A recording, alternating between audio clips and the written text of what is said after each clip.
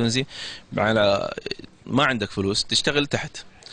طلعنا لاعبين على مستوى عالي، ولكن اللاعب لما يصبح نجم مبالغه تكثر، فلا يستطيع نادي الوحده مجاراته. هذه المشكله. لاعب منسق من الوحده زي عبد العزيز فلاته.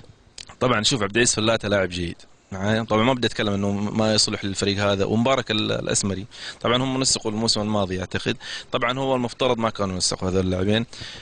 يمكن في فترات سابقه لما كان الفريق مكتمل كانوا كاحتياطيين وكان لا يحتاجون الفريق، لكن الان الفريق في حاجه امثال هذين النجمين في ظل غياب كثير من النجوم وبيع عقود كثير من اللاعبين. صحيح في اخطاء، كل الانديه تخطئ يا رجل. احمد الموسى راح نسق من الاتحاد والاهلي، راح للاهلي ما قبلوه، شوف فين صار في الوحده. علاء الكويكبي كان في جده راح الاتحاد والاهلي ما قبلوه، شوف في الوحده مثلا. كل الانديه تخطئ في هذه الامور. ايش رايك يا بدر في الكلام ذا؟ انت ضايقها شكلك. بس شو يحس اللاعب فيها لما